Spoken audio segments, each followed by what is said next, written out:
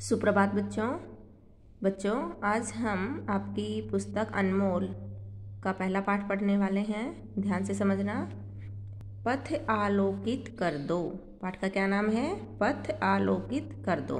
कविता है बेटा ये एक। ठीक है, इस कविता को किसने लिखा है? देखो नीचे नाम लिखा हुआ है, द्वारिका प्रसाद माहेश्वरी। फिर से देखो, द्वारिका प्रसाद माहेश्वरी। पाठ का नाम है पथ आलोकित कर दो और कवि का क्या नाम है? द्वारिका प्रसाद माहेश्वरी। तो चलो बच्चों शुरू करते हैं। सभी बच्चे वीडियो को ध्यान से देखेंगे, उसके बाद अपनी पुस्तक से इस कविता को पढ़ेंगे।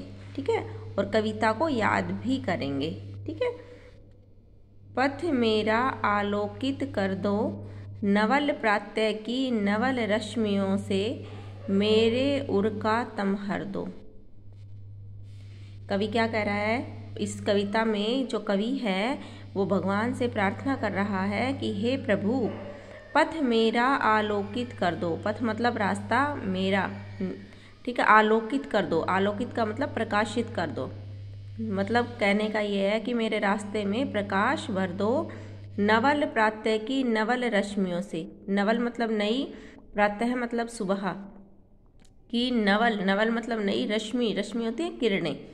यहाँ सुबह सुबह किसकी किरणें होती हैं? सूर्य की। ठीक है ना बेटा।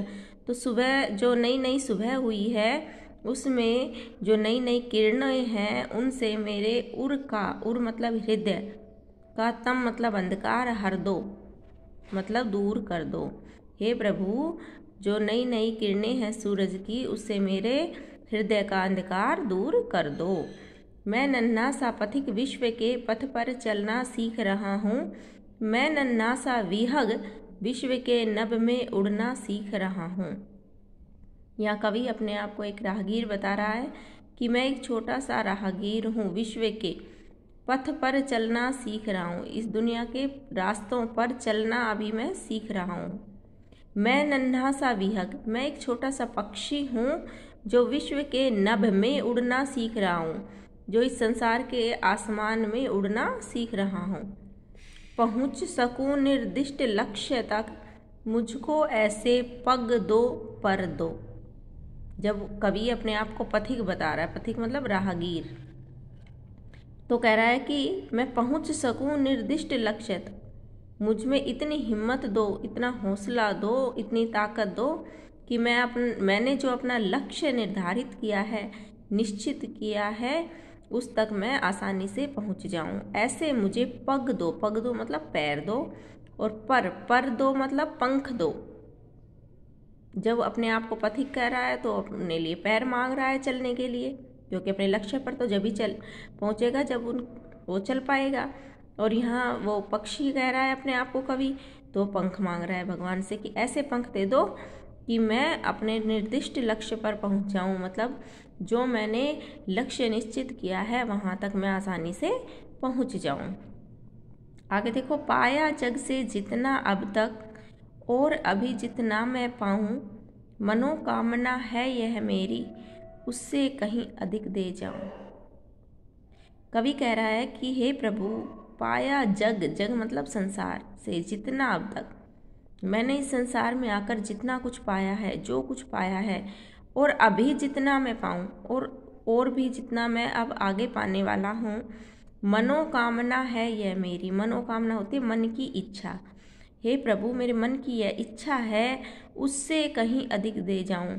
जितना इस संसार से मुझे मिला है मैं उससे ज़्यादा कहीं इस संसार को देकर जाऊँ जब इस दुनिया से मैं जाऊँ। कहने का मतलब, हे प्रभु, मुझ में इतनी हिम्मत दो, इतनी ताकत दो कि मैं ऐसे काम करूं कि जितना इस संसार ने मुझे दिया मैं उससे ज़्यादा इस संसार को देकर इस दुनिया से जाऊं। आगे देखो, धरती को ही स्वर्ग बनाने का मुझको मंगलमय वर दो। हे प्रभु, मैं इस धरती को स्वर्ग के समान बना दूं। स्वर्ग के समान का मतलब सुखदाई, जहाँ हर तरफ सुंदरता हो, सुख हो, मंगल हो। ठीक है, इस तरह से मैं इस धरती को स्वर्ग के समान बना दूं। मुझको मंगलमय वर दो, मुझे ऐसा एक शुभ वरदान दे दो। हे प्रभु, मुझे अपना ऐसा वरदान दो कि मैं ऐसे कर्म करूं ठीक है, कि मैं धरती को स्वर्ग के समान सुंदर और सुखदायी बना सकूं। तो बच्चों, ये एक प्यारी सी कविता थी जो द्वारिका प्रसाद माहेश्वरी जी ने लिखी। सभी बच्चे इस वीडियो को देखेंगे और इस कविता को अपनी पुस्तक से पढ़ेंगे, और ये कविता बेटा आपको कंठस्थ याद करनी है, ठीक है, और इसकी एक वीडियो बनाकर मेरे पास आपको भेजनी है, ठीक है। और हम ये जो कविता है इसके जो अभ्यास हैं मैं बाद में भेज दूंगी आपके पास। Thank you.